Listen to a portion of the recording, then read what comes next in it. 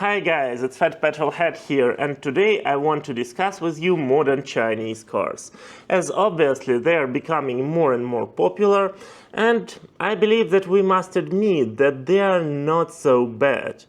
But I think that a lot of buyers don't even think about one big problem with Chinese cars. Because if you are into cars, if you are a car enthusiast, then probably you would name a lot of disadvantages of Chinese cars.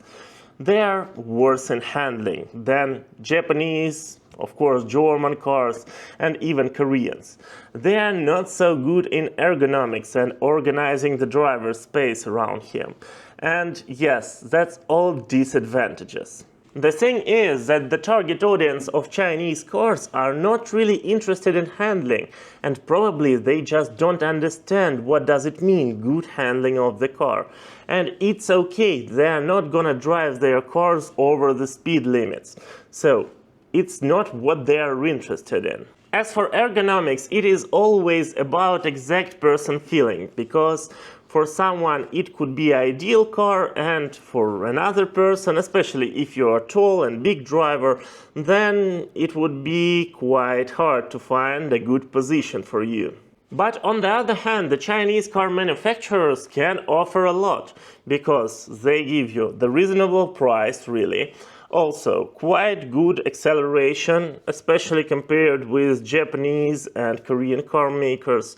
Also, they are not bad in reliability, especially compared with Korean brands, and so they are okay. They give you a huge warranty, sometimes for 10 years, and that's a great benefit, of course. Great technologies, a lot of screens, you can organize a trading deck in your Chinese car, and also nice design, really nice, because they have very famous European car designers. And that's a good deal, because you get a car with a good warranty, quite reliable, not as Toyota of course, but still, it's okay nowadays. But what is the main problem? And the main problem is with service of these cars and also with parts supply. By the way guys, your like would support channel a lot, and subscribe for more, and welcome to our community. As for service and just the regular maintenance, surprisingly, it could be a real headache. Of course, it depends a lot on the market. However, here in Emirates, I know the situation when with one Chinese car brand, you have to schedule your just changing oil, your regular maintenance, like 1 month in advance. And of course, you need this regular maintenance to be made by the agency just to keep your warranty. For sure, there could be no such problem on many markets and with many brands, and you can easily check it. Just call the agency and ask them what is the earliest date when you can schedule your regular maintenance. And that wouldn't be a problem if you are choosing some exact model, exact brand. Now we came to the main point, to the main problem of the Chinese cars, and it is a part supply. Today, Chinese brands are ready to do everything to sell the car to the first owner. So they present new models every month. They present new brands every year. And of course, they are a part of big holdings. However, you have a lot of parts unique in the model that are gonna be in the production line for 1 or 2 years. Yes, the main parts like engine and transmission would be standardized and almost the same, and probably you wouldn't have any problems to replace the engine or transmission.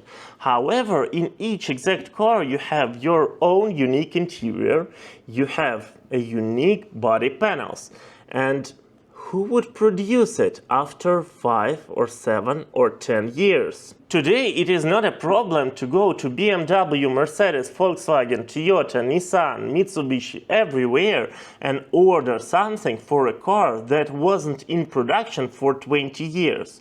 Yes, you would need some time to order it, to wait for it, but you can get a new genuine part. But if you would try to find some unique part for Chinese cars made not 20 years ago, 10 years ago, probably you wouldn't find anything. And what would you do with this car in 10 years? Okay, you can say that I'm gonna use it for 3-5 years only during the warranty period. But who would you resell it to?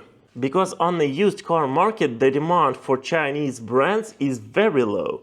And that's because a lot of people are interested in used car market, they are interested in cars, they understand cars, and so they prefer to buy 3, 5, 7 years old car to have no issues with them for about 3 years.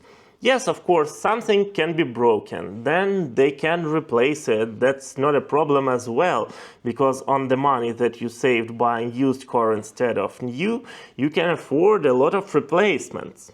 However, with Chinese cars, you cannot be sure that you can easily order a new part and replace it.